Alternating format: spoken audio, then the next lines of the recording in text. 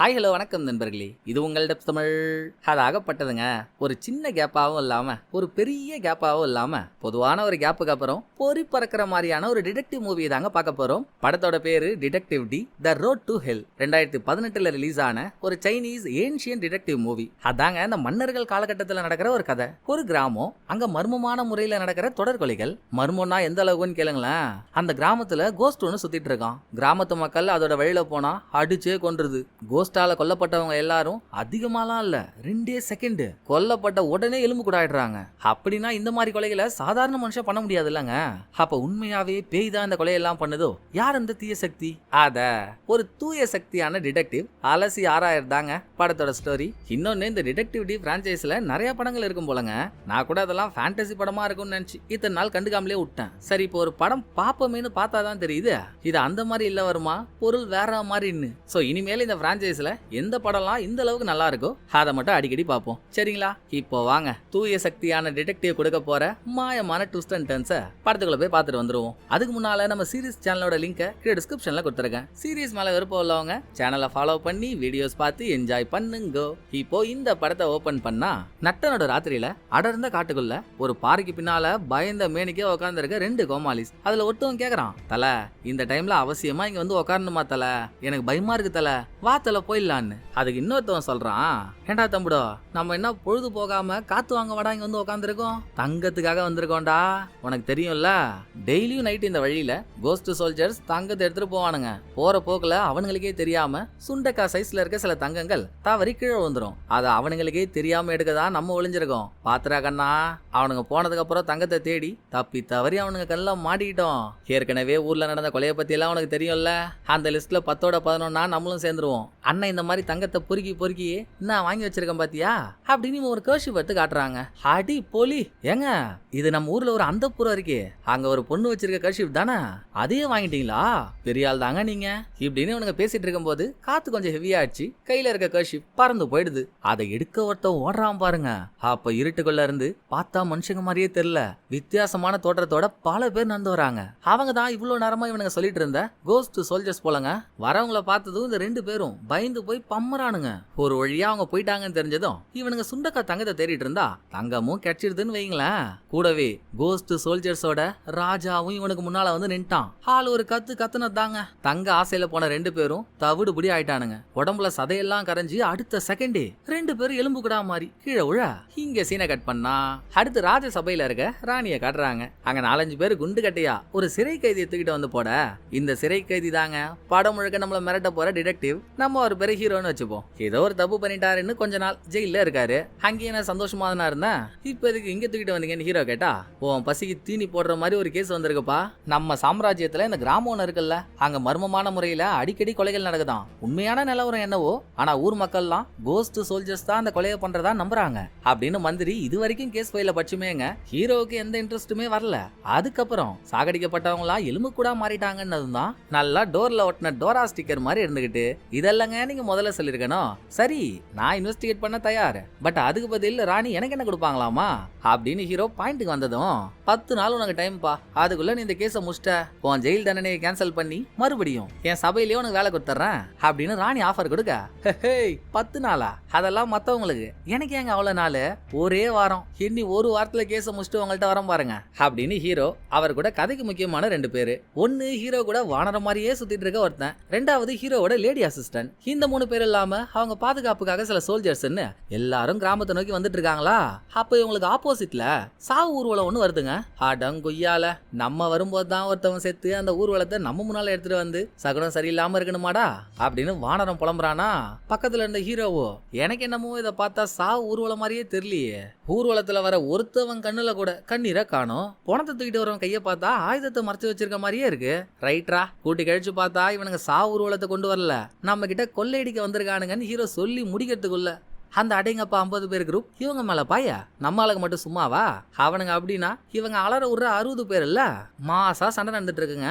அப்ப நம்ம டார்சான் தம்பி மாதிரி மரத்து சந்துல இருந்து கையில கத்தியோட ஒருத்தவன் பறந்துகிட்டு வரான். வந்தவன் ஹீரோவுக்கு ஹெல்ப் பண்ணி கொள்ளக்காரங்களாம் அடிச்சு தட்டி விட்டு, வணக்கங்க, என்னோட பேரு குட்டி ஹீரோ, அப்படிதான் எல்லாரும் கூப்பிடுவாங்க. அநீதி எங்கெல்லாம் நடக்குதோ அங்க சண்டை செய்ய கத்தியோட வந்துருவேன். இப்பவும் பார்த்தேன், வந்தேன், என் வேலை முடிஞ்சிருச்சு, பட்டாமாமே டொர் அப்படின்னு எந்த வழியா பறந்துகிட்டு வந்தானோ அதே வழியா போயிடுறான். சரிப்பா அவன் யாரு என்னன்னா நமக்கு முக்கியம், கிராமத்துக்குள்ள போனோம்ல. எப்படியோ ஹீரோயினுக்கோ கிராமத்துக்குள்ள வந்துட்டாங்க. கிராமத்துல இருக்க ஒரே ஒரு ஆள் கூடங்க, அடடா நம்மளை காப்பாத்தானே ஒரு டீம் வந்திருக்கு அப்படின்னு இவங்க கூட மூஞ்சி கொடுத்து கூட பேசல. ஏன் வந்தீங்க, எதுக்கு வந்தீங்க, இதுக்கு முன்னால இங்க வந்த எல்லாருமே கோஸ்ட் சோல்ஜர்ஸால கொல்லப்பட்டாங்க, தயவு செஞ்சு இங்க இருந்து போயிடுங்கன்னு பில்டப் கொடுத்துக்கிட்டே அவன் வீட்டுக்குள்ள போய் கதவை முடிக்கிறான். ஜன்னல் எல்லாம் மூஞ்சில அடிச்ச மாதிரி டக்கு டக்குன்னு சாத்துறான். அப்போ இந்த கிராமத்துக்கு இன்சார்ஜா இருக்க சில அதிகாரிகள் ஹீரோ கூட வேலை செய்யணும்ல. ஏன்னா ஹீரோ வந்திருக்கிறது ராணியோட ஆர்டரை கேட்டு. அப்படி ஒருத்தன் ஓடோடி வரான். அவன் இந்த கிராமத்தோட தளபதி. நம்ம அவன் பேரை கேப்டன் வச்சுப்போம். கேப்டன் வந்ததும் வராதுமா கொஞ்ச நேரத்துக்கு முன்னால ஊர் மக்கள்லாம் ஹீரோ கிட்ட என்ன சொன்னாங்களோ அதே தாங்க இவனும் சொல்றான். ஐயா நீங்க நினைக்கிற மாதிரி இந்த ஊர்ல நடக்கிறது சாதாரண விஷயம் இல்ல ஐயா. கோஸ்ட்னா பேய், பேய்னா கோஸ்ட், இப்படி பேயா மாதிரி சோல்ஜரா சுத்திட்டு இருக்க தீய சக்தி தாயா கொல்லலாம் பண்ணுது. நாங்களே அதை விசாரிச்சு பல உயிர்களை பறி கொடுத்துட்டு தாயா அப்படியே விட்டோம். உங்க நல்லதுக்காக தான் சொல்றேன்னு அவன் எவ்வளவு சொன்னாலும் எல்லாத்தையும் நாங்க பாப்போம், வா ஃபர்ஸ்ட் ஆபீஸ் போவோம்னு ஹீரோ அங்க என்ட்ரிய போட்டதும் அங்க ஒரு வயசான குறுந்தாடி சோல்ஜர் இருக்காரு. நம்ம அவர் பேரை குறுந்தாடினே வச்சுப்போம். ஹீரோ குறுந்தாடி சோல்ஜருக்கு வணக்கம் வைக்க கூட டைம் கொடுக்கலங்க.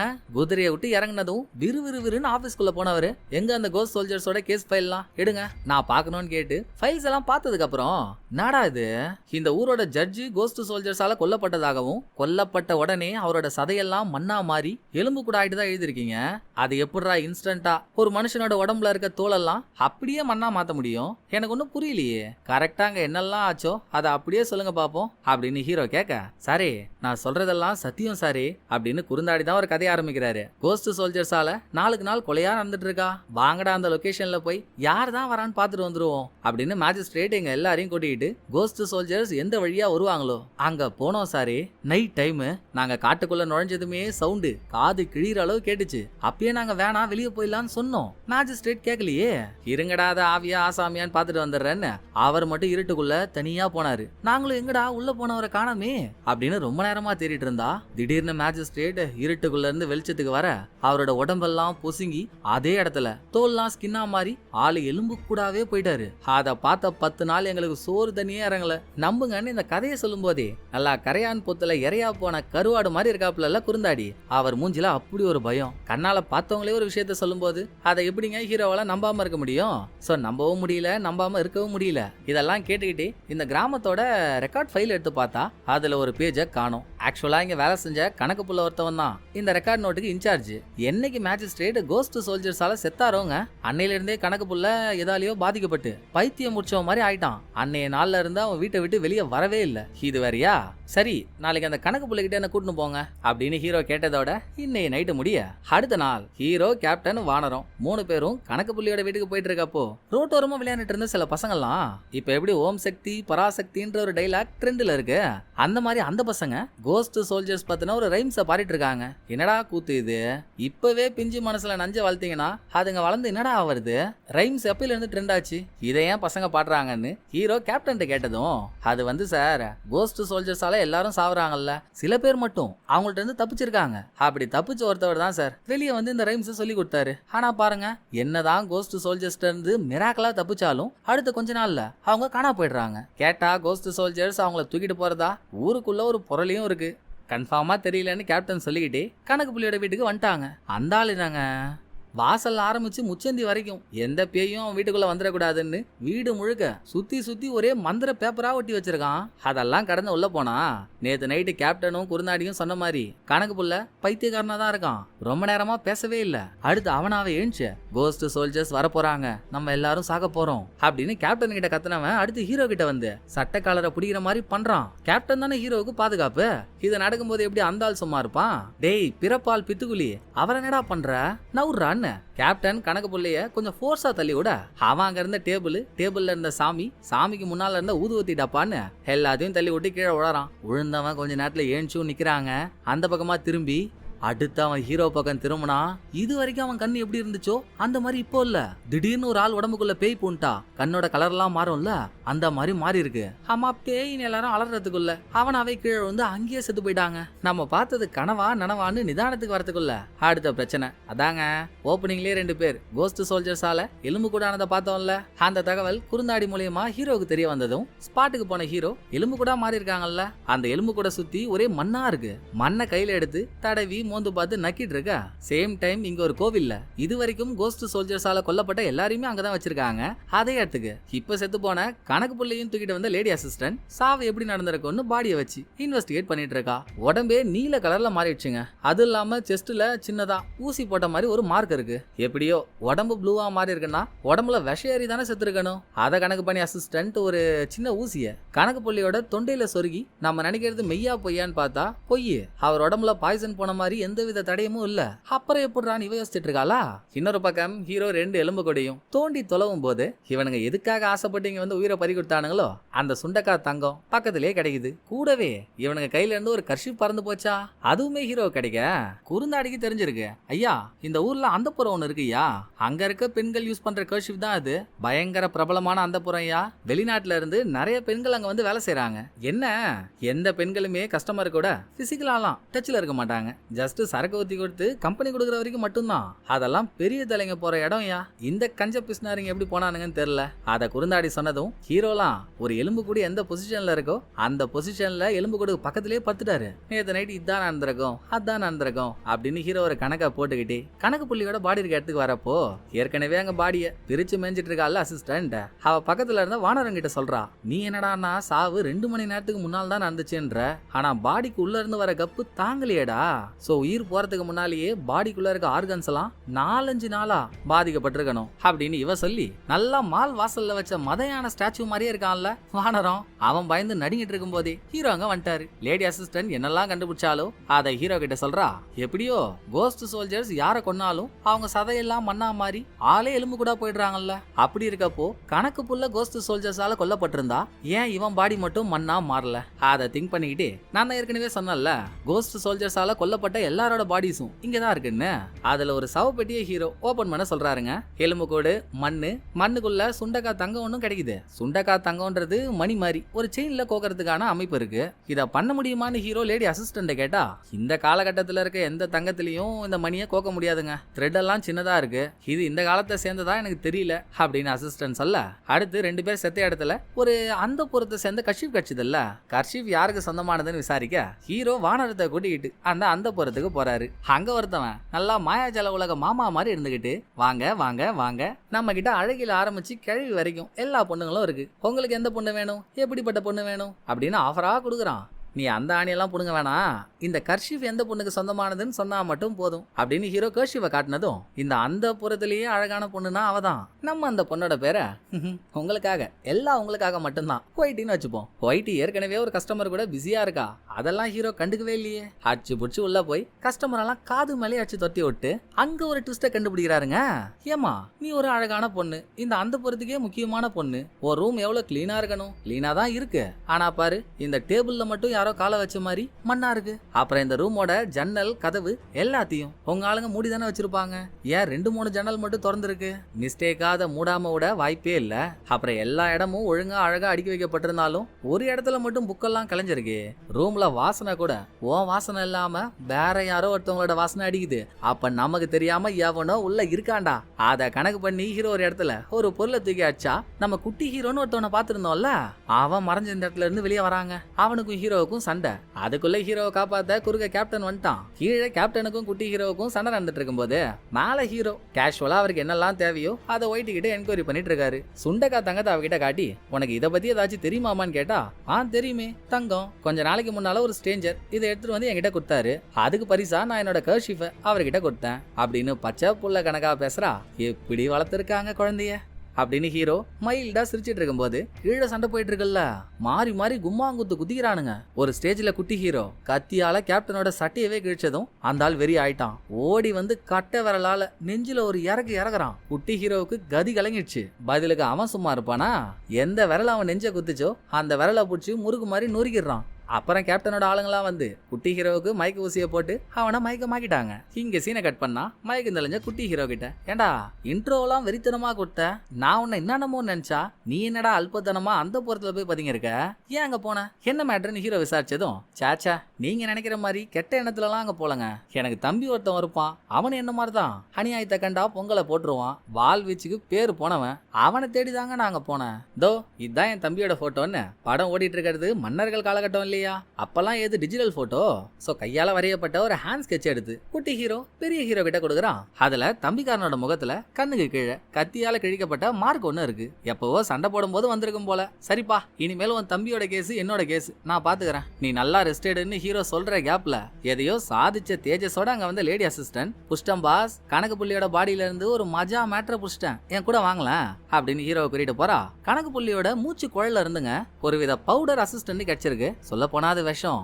அதோட பேரு ப்ளூ ஸ்கார்பியன். வெஸ்டர்ன் ரீஜியன்ல மட்டும்தான் ப்ளூ ஸ்கார்பியன்ன்ற பாய்சன் கிடைக்குமா. எப்பவோ இந்த ப்ளூ ஸ்கார்பியனை பத்தி தன்னோட மாஸ்டர் சொன்னதா அசிஸ்டன்ட்டுக்கு ஒரு ஞாபகம். மாஸ்டர் சொன்னதெல்லாம் வச்சு பார்த்தா கணக்கு புள்ளியோட பாடியில அவன் செத்ததுக்கான சிம்டம்ஸ் ப்ளூ ஸ்கார்பியனை யூஸ் பண்ணதுனால மட்டும்தான் இருக்கும்னு அசிஸ்டன்ட் சொல்ல, சடனாங்க தடாலடி அங்க வந்து ஒரு 4 பேர் கையில கத்தியோட இவங்க 2 பேரையும் கொல்ல பாக்குறாங்க. சிறுத்தை சிக்கும் சிறுவண்டு சிக்குமா, வந்த 4 பேரையும் ஹீரோவும் அசிஸ்டன்ட்டும் அடிச்சு ஓட விட, இப்பதாமா இந்த கேஸ் சூடு பிடிக்குது. அடுத்து இந்த ப்ளூ ஸ்கார்பியனை பத்தி தெரிஞ்ச ஒரு ஆள் கிட்ட நான் போய் பேசி ஆகணும் அப்படின்னு ஹீரோ இதுக்கு முன்னால ஒயிட்டியே பாத்திருந்தாருல்ல. அப்ப நீ எங்க இருந்துமா இந்த தொழிலுக்காக இங்க வந்தேன்னு கேட்கும்போது அவளும் வெஸ்டர்ன் ரீஜியன்ல இருந்து வந்ததா தான் சொல்லிருப்பா. ப்ளூ ஸ்கார்பியனும் அங்கதானே அதிக அளவுல கிடைக்குது. சோ இவ கிட்ட அதை கேட்ட அதாச்சும் தெரியும்னு ஹீரோ ஒயிட்டி கிட்ட போக, நல்லா தெரியுமேங்க, ப்ளூ ஸ்கார்பியன் பாய்சன் மட்டும் இல்ல, அதை அளவா எடுத்துக்கிட்டா உடம்புக்கு அவ்வளவு நல்லது, டோசேஜ் அதிகமாயிட்டாதான் பிரச்சனை. இப்ப கூட ப்ளூ ஸ்கார்பியன் பவுடர் என்கிட்ட இருக்கு, இதோ பாருங்க அப்படின்னு அவ அதை ஹீரோ கிட்ட கொடுக்க, மனுஷன் அதை மூக்கிட்ட எடுத்துட்டு போயிட்டு கொஞ்சம் டீப்பா உள்ள எடுத்துறாருங்க. உடனே அந்த இடமே இருட்டாவுது. அங்க கோஸ்ட் சோல்ஜர்ஸோட கிங்கும் ஹீரோவுக்கு முன்னால வந்து விருமாட்டி மாதிரி வரைச்சுக்கிட்டு நிக்கிறானுங்க. ஐயோ, இந்த கும்பல் ஆஃப் குர்காஸை எவன் கூப்பிட்டான், எட்ரா கத்திய சொல்றா ஒரு சொல்லிட்டு என்ன. ஹீரோவும் ஆடுறார், அசைறார், ஓடுறார், குதிக்கிறார். அப்ப பல்ச்சின்னு யாரோ ஹீரோ மூஞ்சில தண்ணி அடிக்க பார்த்தா ஒயிட்டி தான். ஏங்க நல்லா ராபிஸ் வந்த ராபிட் மாதிரி இருந்துகிட்டு இதான் பவுடர்னு கொடுத்தா அது மூளையில போய் முற்ற அளவுக்கு அங்க வந்து பாப்பீங்க. இங்க நீங்க பயப்படுற மாதிரி யாரும் இல்ல. ப்ளூ ஸ்கார்பியனை அதிகமா இழுத்ததுனால நீங்க பார்த்ததெல்லாம் உங்களுக்கு வந்து ஹாலுசினேஷன். ஃப்ரீயா விடுங்க, பயப்படாதீங்கன்னு அவ சொல்லதான் ஹீரோ ஏதோ ஒரு மேட்டரை புரிஞ்சுக்கிறாரு. அப்படியே இந்த பக்கம் லேடி அசிஸ்டன்ட் குட்டி ஹீரோவுக்கு ட்ரீட்மெண்ட் கொடுக்கலான்னு வரும்போது அவன் சட்டையை விளக்குனா கேப்டன் குட்டி ஹீரோவோட நெஞ்சில எந்த இடத்துல குத்துனாரோ அந்த இடம் மட்டும் டார்க்கா இருக்குங்க. அதுவும் சாதாரண மார்க்கா இல்லாம ரத்தம்லாம் நரம்புக்கு ஓடுற அளவுக்கு வெளியே தெரிஞ்சா எப்படி இருக்கும் அந்த மாதிரி இருக்கு. எப்படி ராஜா இதுன்னு கேட்டா, எல்லாம் உங்கால் பண்ண வேலை தான், அவருக்கு வர்மக்கலெல்லாம் தெரியும்ன்றது எனக்கே அன்னைக்கு தான் தெரியும்.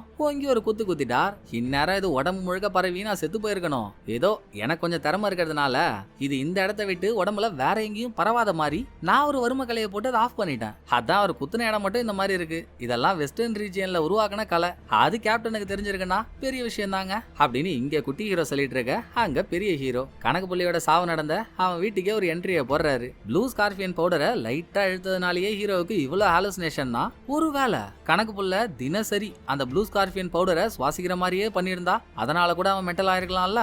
சோ இங்க இருக்க ஊதுவத்தி டப்பா அது இதுன்னு எதுலயாவது ப்ளூ ஸ்கார்பியனை போட்டு வச்சிருக்க வாய்ப்பு உண்டா அப்படின்னு ஹீரோ தேடிட்டு இருக்காரு. இன்னொரு முக்கியமான விஷயம் என்னன்னா, கோஸ்ட் சோல்ஜர்ஸால இந்த கிராமத்தோட மேஜிஸ்ட்ரேட் கொல்லப்பட்டாருல்ல. அடுத்து கணக்கு புள்ள வீட்டுல இருக்கும்போது கேப்டன் தான் கணக்கு புள்ளைய பார்க்க வீட்டுக்கு வந்திருக்கான். அதுக்கப்புறம் தான் அவர் மென்டல் மாதிரியே மாறி இருக்காரு. சோ ஹீரோ இதை தேடுறப்போங்க கண்ணா பின்னான்னு கிறுக்கி வச்சிருக்க மாதிரி ஒரு பேப்பர் கிடைக்குது. அடுத்து ஒரு டேபிள் டிராயரு கீழே தண்ணி கொட்டிருக்க மாதிரி ஹீரோ பார்த்ததும் என்ன இருக்கு டிராயருக்குள்ளன்னு அதை திறந்தா உள்ள ஒரு ஜாடி இருக்கு. ஜாடிக்குள்ளதான் ஸ்டார்டிங்ல ஹீரோ ஆபீஸ்க்கு போகும்போது அங்க கணக்கு புள்ள இன்சார்ஜா இருந்த ஒரு ரெக்கார்ட் நோட்ல ஒரு பேஜ் மட்டும் மிஸ் ஆயிருந்துச்சுல்ல. கணக்கு புள்ள மிஸ் ஆன அந்த பேஜ இந்த ஜாடிக்குள்ள தாங்க ஒளிச்சு வச்சிருக்காரு. அது ஹீரோ கிடைக்க அதோட குட்டி ஹீரோ லேடி அசிஸ்டன்ட் அவங்க இருக்க இடத்துக்கு வந்த ஹீரோ குட்டி ஹீரோட நெஞ்சில இருக்க காயம் கேப்டன் அடிச்சதுனால வந்துச்சு. ஏன் அடிச்சான், எதுக்காக இவ்வளவு ஆக்ரோஷமா அடிச்சான்னு கேட்கும்போது சண்டை போட்டுட்டு இருந்தோமா, நான் அப்ப கத்தியால அவரோட சட்டையை கிழிச்சிட்டேன். சட்டைக்கு உள்ள அதாவது நெஞ்சில ரவுண்ட் ஷேப்ல ஏதோ ஒரு டாட்டூ குத்தி இருந்தாரு. அதுல கத்தி பட்டுருச்சுன்னா அவருக்கு கோவமோ என்னவோ அடுத்து என்ன தாக்குற ஒரு அடியும் அரக்கத்தனமா இருந்துச்சு. அப்பதாங்க விரல் வித்திய காட்டி என் நெஞ்ச பதம் பார்த்துட்டாரு. நானும் சும்மா இல்ல, அவர் விரல புடிச்சு உடச்சு விட்டேன் அப்படின்னு குட்டி ஹீரோ சொல்ல போய் தான் ஹீரோ ட்விஸ்டையே நோட் பண்றாரு. இப்ப கொஞ்ச நேரத்துக்கு முன்னால கணக்கு புள்ளியோட வீட்டுல ஏதோ கிறுக்கு கிறுக்கின மாதிரி ஒரு பேப்பரை ஹீரோ கண்டுபிடிச்சாருல்ல, அதுல ரவுண்ட் ஷேப்ல ஒரு சிம்பிள் இருந்திருக்கும். இதே மாதிரிதாங்க ஆரம்பத்துல ஹீரோ இந்த கிராமத்துக்குள்ள வரும்போதே ஒரு கேங் ஹீரோ கிட்ட சண்டை போட வந்துச்சா, அவங்க நெஞ்சிலையும் ஹீரோ இந்த மார்க்க பாத்துருப்பாரு. ரெண்டாவது ஹீரோவும் லேடி அசிஸ்டன்ட்டும் கோவில்ல இருக்கும்போது அங்க 4 பேர் இவங்களை கொல்ல வந்தாங்கல்ல, அவங்க நெஞ்சிலையும் இதே சிம்பிள் இருந்திருக்கும். கேப்டன் நெஞ்சிலையும் அதே இருக்குன்னா மேஜிஸ்ட்ரேட் செத்ததுக்கு அப்புறம் கேப்டன் தான் கணக்கு புள்ளியோட வீட்டுக்கு போயிருக்கான். ஒரு வேலை அங்க எரியிற கொசுவத்தியில இவன் ப்ளூ ஸ்கார்பியன் பவுடரை கலந்து விட்டு கணக்கு புள்ள அதை சுவாசிச்சு பைத்தியக்காரனா மாறி இருந்து கணக்கு புள்ள சாகரப்போ ஹீரோ கேப்டன் எல்லாரும் அங்க இருந்தாங்க. கணக்கு புள்ள ஹீரோவை அட்டாக் பண்ண வரான்னு கேப்டன் கணக்கு புள்ளைய ஃபோர்ஸா தள்ளி விட்டானா. ஏன் அப்போ குட்டி ஹீரோவோட நெஞ்ச பதம் பார்த்த மாதிரி கணக்கு புள்ளியோட நெஞ்சிலையும் விரல் வெத்தியால ஒரு குத்தி ஆல்ரெடி கணக்கு புள்ள ப்ளூ ஸ்கார்பியனை சுவாசிட்டு இருக்கிறதுனால உள்ள இருக்க ஸ்பேர் பார்ட்ஸ் எல்லாம் கொஞ்சம் கொஞ்சமா போயிட்டு இருந்திருக்கும். கேப்டன் அன்னைக்கு அவன் விரலால வேலையை காட்டினதும் ஹார்ட் ஸ்டாப் ஆகி உயிர் போயிடக்கூடாது.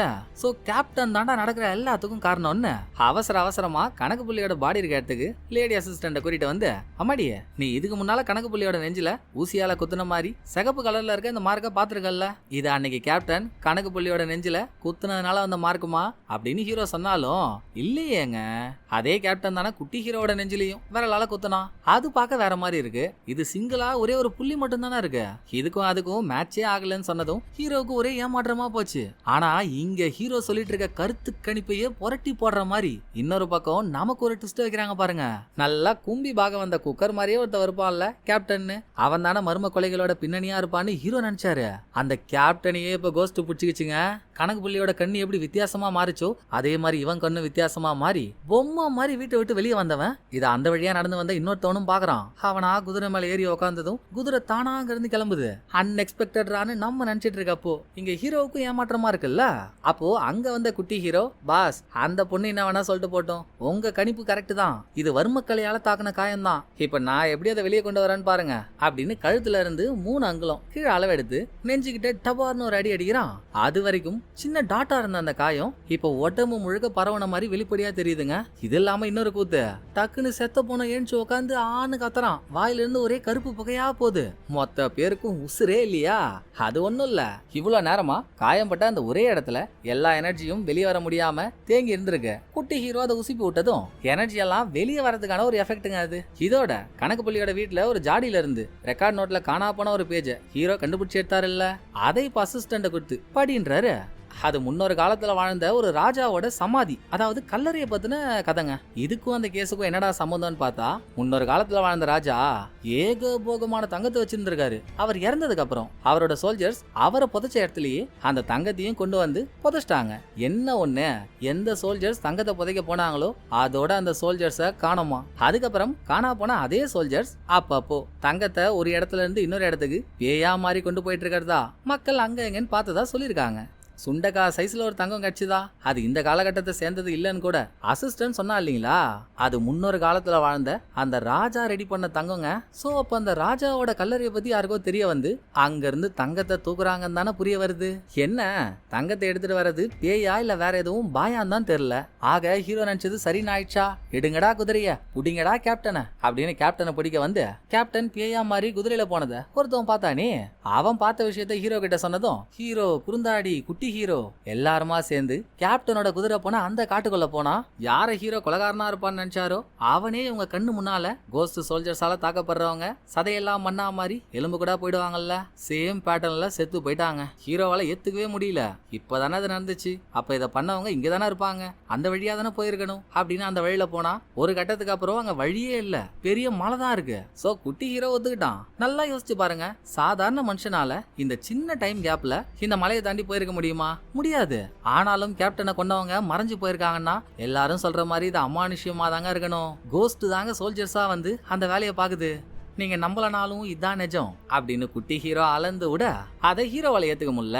இதுதான்டா உண்மைன்னு ஹீரோ வீட்டுல உட்காந்து மண்டை காஞ்சிட்டு இருக்காப்போ ரூமுக்கு வெளியே வானரத்துக்கும் லேடி அசிஸ்டன்ட்டுக்கும் ஒரு சின்ன சண்டை. அதுல வானரத்தோட கைய முருகனவ கை இருந்தாதானே சில்மிஷம் பண்ற, அதே உடச்சிட்டா ஃபியூச்சர்ல என்கிட்ட இந்த மாதிரி சண்டை செய்வ அப்படின்னு இவ சொல்றத உள்ள இருக்க ஹீரோ கேட்டாருங்க. கேட்டதுக்கு அப்புறம் ஏதோ ஒரு புது ஐடியா கிட்டுக்கிட்டுன்னு அங்க இருந்து எலும்பு கூட மாறின கேப்டனோட பாடி இருக்க இடத்துக்கு போன ஹீரோ பாடியில என்னத்தையும் நோட் பண்ணிட்டு, வாடா குட்டி ஹீரோ போன சீன்ல பெரிய ஞானி மாதிரி என்கிட்ட பேசினல்ல, நீ பேசினதெல்லாம் தப்புன்னு ப்ரூவ் பண்றான் வா அப்படின்னு எந்த மலையோட இவங்க தேடல் நின்னுச்சோ, ஹீரோ ஒரு பக்கமும் குட்டி ஹீரோ ஒரு பக்கமும் மலையவே உத்து பாத்துட்டு இருக்காங்க. அப்போ ஹீரோ பாத்துட்டு இருக்க இடத்துல மலைக்கு உள்ள போற மாதிரி ஹீரோ ஒரு சீக்கிரட் டோரை கண்டுபிடிக்கிறாருங்க. வாரே வா. சோ எல்லாரையும் கொலை பண்ணிட்டு இருக்க ஆளுங்க அதுக்குள்ளதான் ஒளிஞ்சிருப்பாங்களோ அப்படின்னு 2 பேரும் ஆர்வமா உள்ள போனா, இந்த ரூட்டு இங்க இருந்து மலை வழியா டிராவல் ஆகி அந்த பக்கம் வெளியே வந்துடுச்சு. அங்க பார்த்தா ஒயிட் எந்த அந்த புறத்துல இருக்காலோ அந்த புறம் தெரியுதுங்க. உடனே குட்டி ஹீரோ சொல்றான், பாஸ் அந்த புறத்துலதான் ஏதோ ஒரு ரகசியம் இருக்கு பாஸ். நான் என் தம்பியை கூட காணோம்னு சொன்னல, அவன் கடைசியா அந்த புறத்துக்கு தான் வந்ததா நிறைய பேர் என்கிட்ட சொன்னாங்க. அதுக்குதான் அவனை தேடி நாங்க போனே.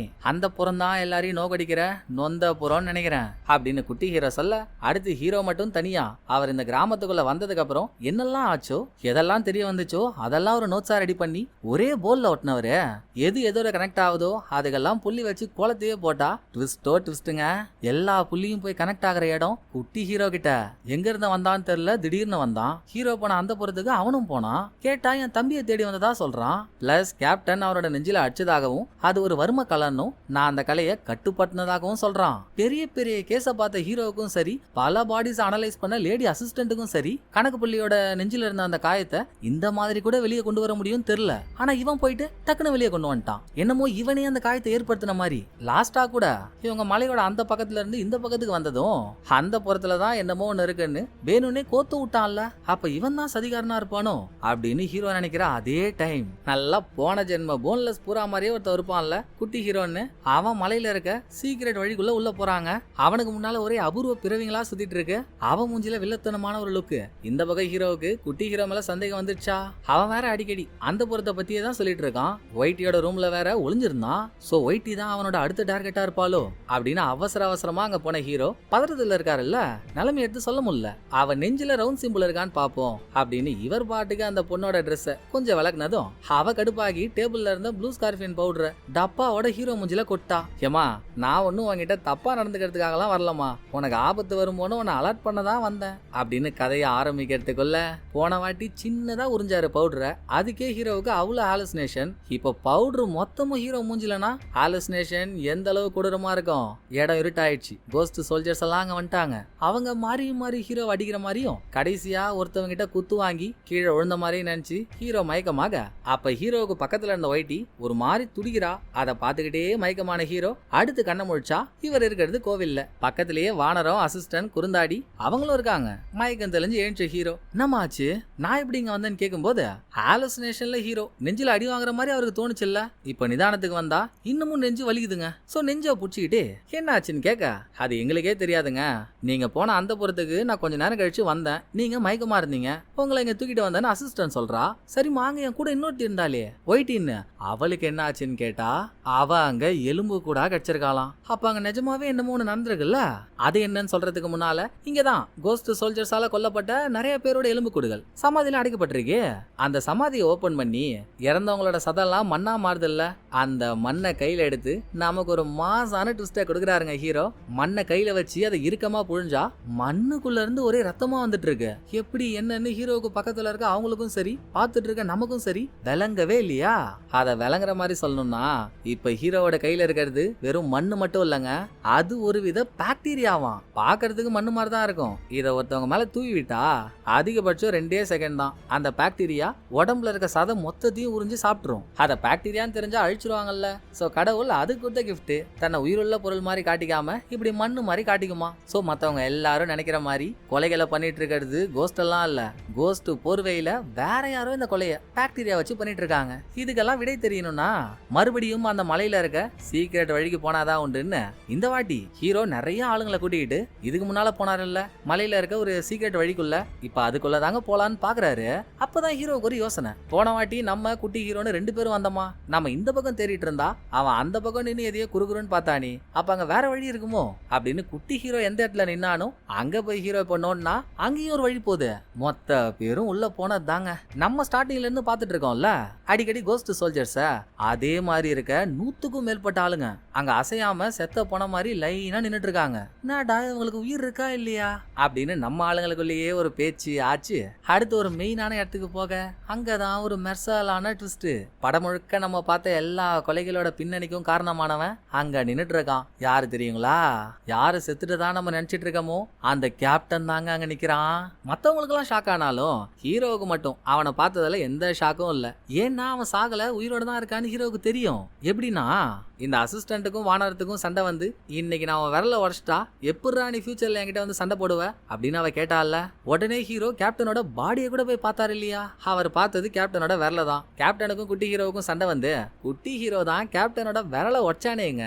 சோ பாடி எலும்பு கூட மாறி இருந்தாலும் விரல் உடைக்கப்பட்டது தானே. அதுக்கான தடையும் பாடியில இருந்திருக்கணும்ல.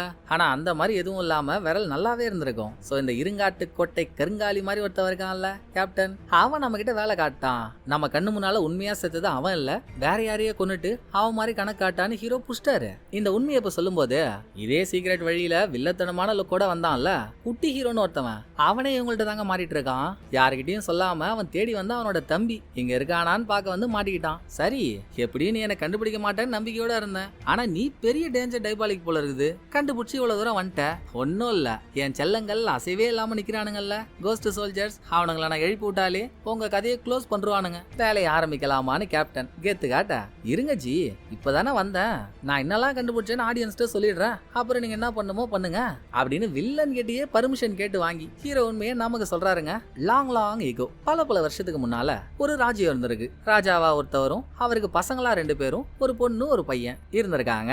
நாட்டுல நடந்த ஒரு போர்னால ராஜ குடும்பம் நாட்டை விட்டே ஓட வேண்டிய ஒரு சூழ்நிலை. நாட்டோட ராஜா செத்ததும் நாட்டோட மந்திரி ராஜாவோட 2 பசங்களையும் கூட்டிக்கிட்டு அங்க இருந்து வந்துட்டாரு. மறுபடியும் எப்படியாவது இவங்க ராஜ்யத்தை உருவாக்கணும்னு இவங்களுக்கு ஒரு ஆசை. அப்பதான் முன்னொரு காலத்துல வாழ்ந்த ராஜாவை பத்தியும் அவர் கல்லறையில பதுக்கி வச்சிருக்க தங்கத்தை பத்தியும் இவங்களுக்கு தெரிய வந்திருக்கு. பணம் கைக்கு வந்துட்டா என்ன வேணும்னா பண்ணலாமே. சோ அந்த தங்கத்தெல்லாம் கொள்ளையடிச்சிட்டா நம்ம ராஜ்யத்தை மீட்டு எடுத்துடலான்னு. சாதாரணமா கொள்ளையடிச்சாதான பிரச்சனை, யாராவது பாத்துட்டா அதுவே பேய் கொள்ளையடிக்குதுன்னு ஒரு பிம்பத்தை கிரியேட் பண்ணா பக்கத்துல கூட வரமாட்டாங்க. அதை மீறியும் தங்கத்தை எடுத்துட்டு போறதை யாராவது பாத்துட்டா அவங்க மேல ரத்தத்தை உறிஞ்சிற பாக்டீரியாவை போட்டு கோஸ்ட் சோல்ஜர்ஸ் தான் அவங்களை கொன்னுட்டாங்கன்ற மாதிரி கணக்கு காட்டிடுறது. சோ அவங்க நாட்டுல ரெடி பண்ற ப்ளூ ஸ்கார்பியன்ன்ற ஒரு ஃபேமஸ் பாய்சனை வச்சு இப்ப ஆடாம அசையாம நின்னுட்டு இருக்கானுங்க பாருங்க. இவனுங்களுக்கெல்லாம் அந்த விஷத்தை கொஞ்சம் கொஞ்சமா கொடுத்து கண்ட்ரோல்லே வச்சு கேப்டன் அவனுக்கு தேவையானதெல்லாம் இன்னைய நாள் வரைக்கும் பண்ணிட்டு இருக்கான். சோ பல வருஷத்துக்கு முன்னால நாட்டை விட்டு ஓடி வந்த ராஜாவோட 2 பசங்கள்ல பையன் தான் கேப்டன். பொண்ணு யாருன்னா ஒயிட்டி, அவளும் உயிரோட அங்கதாங்க இருக்கா. இதுவும் ஹீரோவுக்கு ஏற்கனவே தெரியும். இவரு கடைசியா ஒயிட்டிய பார்க்க போனாரா, அவ ப்ளூ ஸ்கார்பியன் பவுடரை ஹீரோவோட மூஞ்சில கொட்டி விட்டாளா. ஹீரோவுக்கு ஆலோசினேஷன் வந்து அதனால கோஸ்ட் சோல்ஜர்ஸ் ஹீரோ பார்த்திருந்தாலும் அவனுக்கு நெஞ்சில் அடிச்ச மாதிரி தெரிஞ்சுது தோணுச்சு. ஆலோசினேஷன்ல வாங்கின அடி நெஜத்துல எப்படிங்க வலிக்கும். அப்போ அங்க கோஸ்ட் சோல்ஜர்ஸ்னு யாரும் இல்லனாலும் நமக்கு எதிரில இருந்த இந்த பொண்ணு எங்க நம்ம உண்மையை கண்டுபிடிச்சிருவோன்னு நம்மள கொல்ல பாத்துருக்கா. அப்புறம் இவளும் செத்து போயிட்ட மாதிரி வேற ஒரு பாடியை வச்சு ஆக்டிங்க போட்டு இப்போ இங்க பதுங்கி இருக்கா. இது எல்லாத்துக்கும் மேல ஒரு ட்விஸ்ட், நாட்டோட மந்திரி இவங்க 2 பேரையும் தப்பிக்க வச்சு இங்க கூட்டிட்டு வந்தாருல்ல, அந்த மந்திரியே இப்ப ஹீரோவுக்கு பின்னால நின்னுட்டு இருக்க குறுந்தாடி தாங்க. குடும்பமே சேர்ந்து கும்மி அடிக்க பாத்துருக்கானுங்க. ஆனா ஹீரோ இவனுங்களை டம்மி பண்ணிட்டாரு. இவ்வளவு வேலை காட்டின ஹீரோவை அப்படியே விட்டுருவானுங்களா. கோஸ்ட் சோல்ஜர்ஸ் எழுப்புறதுக்குன்னு ஒரு மிஷின்லாம் வச்சிருக்கானுங்க ஒயிட்டி. அதுல ரவுண்டா எதையோ ஒண்ணு போட்டதும் மெஷின் ஆன் ஆகி ஒரு சவுண்ட் கேட்டு கண்ட்ரோல்ல இருந்தவங்களாம் காட்டுத்தனமா நம்ம ஆளுங்களை தாக்குறான். அதுலயும் இந்த கோஸ்ட் சோல்ஜர்ஸோட ராஜான்னு ஒருத்தர் இருக்காங்க. சண்டையில ஹீரோ அரும்பாடுபட்டு அந்த மிஷினை உடைச்சாலும் இந்த கோஸ்ட் ராஜா மட்டும் அடங்கவே மாட்டான். ஒரு பக்கம் ஹீரோ கேப்டன் அவங்களுக்குள்ள சண்டை போயிட்டு இருக்கு, இன்னொரு பக்கம் கோஸ்ட் ராஜா குட்டி ஹீரோ அவங்களுக்குள்ள சண்டை போயிட்டு இருக்கு. டேய் தம்பி, அந்த கோஸ்ட் ராஜாவை கொன்னாதான் அல்லு சில்லுங்கெல்லாம் அடங்கும், எப்படியாவது அவன் தலைய துண்டா எடுத்துடுறா அப்படின்னு ஹீரோ சொல்லி குட்டி ஹீரோ அதை பண்ண கோஸ்ட் ராஜா பக்கத்துல போனா அங்க வைக்கிற ட்விஸ்ட பாருங்களேன். குட்டி ஹீரோ எந்த தம்பியை தேடி இங்க வந்தானோ அந்த தம்பியை தாங்க ப்ளூ ஸ்கார்பியன் விஷத்தை கொடுத்து இந்த மாதிரி மாத்தி வச்சிருக்கானுங்க. ஆனா இப்ப தம்பிக்காரன் ஃபுல்லா கண்ட்ரோல் இழந்துட்டான். இனிமேல் அவனை சரி பண்ணி கொண்டு வரதெல்லாம் கஷ்டம். தற்சமயத்துக்கு அவன் ஒரு ஜாம்பி, அவங்கிட்ட போய் பாசோனேஸ் எல்லாம் எதிர்பார்த்துட்டு இருக்க முடியுமா. குட்டி ஹீரோ வேற வழியே இல்லைன்னு கோஸ்ட் ராஜாவை கொன்னுட்டான். இந்த பக்கம் கேப்டன் ஹீரோ கிட்ட சண்டை போட்டு ஜெயிக்க முடியாதுன்னு சடார்னுங்க இவங்கிட்ட ரத்தத்தை உறிஞ்சிற பாக்டீரியா இருக்கும்ல, இருக்கு சுருக்கு பையில போட்டு வச்சிருக்கான். அதை எடுத்து ஹீரோ மேல தூவி விடுறான். ஹீரோ என்ன நேக்குன்றீங்க, அழகா அதை ஒரு துணியில வாங்கி திரும்ப அதை அவன் மேலே அப்ளை பண்ணிடுறாரு. அப்பதான் அது எப்படி வேலை செய்யுதுன்றத நமக்கு தெளிவா காட்டுறாங்க. ஒரு மனுஷ உடம்புக்கு அந்த பாக்டீரியா போனதும் அது வரைக்கும் மண்ணு மாதிரி இருக்கிறது பாக்டீரியாவா மாறி உடம்புக்கு உள்ள போயிடுது. சோ உள்பக்கமா இருந்து ரத்தம் சதை எல்லாத்தையும் உறிஞ்சி கடைசியா கேப்டனை எலும்ப கூட மாத்த தம்பிய நம்ம கையாலேயே கொண்டுட்டோன்னு குட்டி ஹீரோவுக்கு கோவம் தாங்கல. ஒயிட்டி தான் அவன் அந்த புறத்துக்கு வர ஆளுங்களெல்லாம் யார் இவங்க ஆர்மிக்கு கரெக்டான ஆளுங்களா இருப்பாங்கன்னு அவன் நினைக்கிறாளோ அவங்கள எப்படி மாத்துவா. அப்ப என் தம்பி இப்படி ஆனது காரணம் நீ தானே, பொண்ண விடமாட்டேன்னு குட்டி ஹீரோ ஒயிட்டிய போட போறான். நடுவுல மந்திரி தடுக்க வர நல்லா பல்லா வர பச்சுவந்தி மாதிரி இருந்துகிட்டு நீ வந்தா விட்டுருவோமா, இன்னைக்கு முதல் வெட்டு உனக்கு தான்டா அவ்வளவுதான்டா அப்படின்னு மந்திரி கதையை முடிச்சதுக்கு அப்புறம் அண்ணனும் போயிட்டான். அப்பா நினைச்ச இவரும் போயிட்டாரு. நம்ம மட்டும் தனியா இருந்து என்ன பண்ண போறோம்? முடிஞ்ச அளவு போராடி பாப்போன்னு ஒயிட்டியும் கத்தி எடுத்துக்கிட்டு குட்டி ஹீரோவை நெருங்குறா. அழகா ஒரே ஒரு கோடு தான் கழுத்துல. ஒயிட்டிய பார்சல் பண்ணியாச்சு. ஒரு வழியாங்க ஹீரோ எந்த கேஸ சால்வ் பண்ண இந்த ஊருக்கு வந்தாரோ கேஸ் சால்வ் ஆயிடுச்சுல்ல. அதுவும் சொன்ன மாதிரியே 7 நாளைக்குள்ள கேஸ சால்வ் பண்ணி முடிச்சிட்டாரு. கெத்தா ராணிக்கு முன்னால போன ஹீரோ, முடிச்சிட்டா மேடம், நீங்க சொன்னதை நான் முடிச்சிட்டேன், பாத்தீங்கல்ல என் திறமைய அப்படின்னு பவுச காட்டிட்டு இருக்கப்போ அடுத்த கேஸ் ஹீரோவை நோக்கி ஆந்த வேலை வருது. அப்படியே படத்தோட கதை முடியுதுங்க. நான் இன்ட்ரோலயே சொன்ன மாதிரி இனிமேல் இந்த பிரான்சைஸ் படங்கள் இந்த படம் மாதிரி நல்ல படமா இருந்தா அடிக்கடி பார்ப்போம். சோ இந்த படம் உங்களுக்கு பிடிச்சிருக்குன்னு நம்புறேன். அடுத்த ஒரு நல்ல படத்துல வந்து நான் உங்களை மீட் பண்றேன். இந்த வீடியோ உங்களுக்கு பிடிச்சிருந்தா லைக் பண்ணிடுங்க. எப்படி பண்ணிருக்கேன்றத மறக்காம கமெண்ட்ல சொல்லிடுங்க. தேங்க்யூ. டாடா பாய்.